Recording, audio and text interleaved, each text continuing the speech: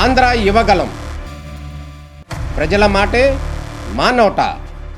అందరికీ నమస్కారం. అడ్డదారులలో డబ్బు సంపాదించాలనుకున్న ఒక కిరాతక ముఠా ఉదంతం కృష్ణా జిల్లాలో వెలుగులోకి వచ్చింది. పసిపిల్లలను అపహరించి సంతానం లేని దంపతులకు విక్రయిస్తున్న 3 మహిళల ముఠాను పెనంలూరు పోలీసులు అరెస్ట్ చేశారు. యాచకులు, రోజువారీ కూలీలు, సంచార జాతుల పిల్లలే ఈ ముఠాకు మెయిన్ టార్గెట్ కావడం గమనార్హంగా ఉంది. ఈ నెల 17న పెనంలూరు పోలీస్ స్టేషన్ లో నమోదు కాబడిన కిడ్నాప్ కేసులో కిడ్నాపర్ల చెర నుండి 10 నెలల బాలుడిని రెస్క్యూ చేసి కొనుగోలు చేసిన 2 ఆటో డ్రైవర్ ని అదుపులోకి తీసుకున్నట్టు తెలిపారు. వారిని పూర్తి స్థాయిలో విచారణ జరిపి ఈ కేసులో ప్రధాన నిందితులైన మరో 3 అదుపులోకి తీసుకోవడం జరిగిందని వెల్లడించారు. గంటా మేరీ, పెడమర్తి కనకమ్మ, గంటికోట గురమ్మను అరెస్ట్ చేసినట్లు తెలిపారు. వీరు భిక్షాటం చేసుకునే మహిళల్ని లక్ష్యంగా చేసుకుని వారి వద్ద ఉన్న పిల్లలను మాయమాటలతో బురిడీ కొట్టించి కిడ్నాప్ చేసి ఇతరులకు విక్రయిస్తూ సొమ్ము చేసుకుంటున్నట్లు విచారణలో తేలిందని పేర్కొన్నారు.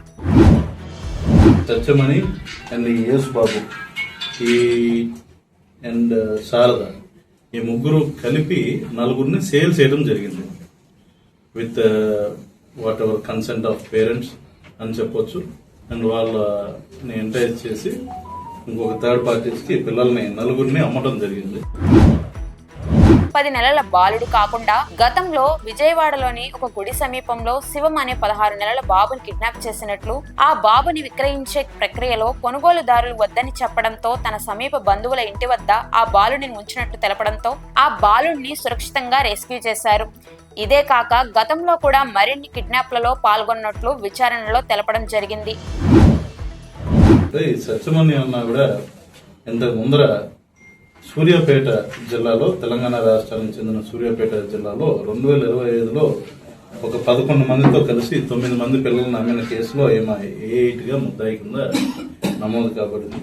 అంతేకాకుండా విజయవాడలో నున్న స్టేషన్ పరిధిలో కూడా అయిన ఒక కేసులో ఈమె A2గా కూడా నిర్ధారణ కాబడింది.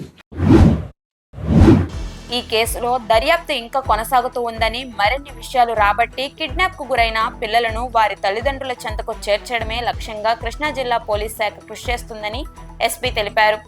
కిడ్నాపర్ల చెర నుండి రెస్క్యూ చేసిన బాలుడి యొక్క తల్లిదండ్రుల వివరాలు తెలియాల్సి ఉందని, వాటిని త్వరితగతిన గుర్తించి వారి కుటుంబ సభ్యుల చెంతకు చేర్చేందుకు ముమ్మరంగా చర్యలు చేపడుతున్నామని, ముద్దాయిల వద్ద నుండి 80,500 రూపాయలు నగదు సీజ్ చేయడం జరిగిందని వెల్లడించారు. అదే కాకుండా ఇంకా ఎస్పీ మాట్లాడుతూ, కొత్త వ్యక్తులు ఎవరైనా ఎదురుపడితే మీ పిల్లలను ఎట్టి పరిస్థితుల్లో వారికి అప్పగించవద్దని, అనుమానాస్పదంగా ఎవరైనా మీ చుట్టుపక్కల తారసపడితే పోలీసులకు తెలియజేయాలని తెలిపారు.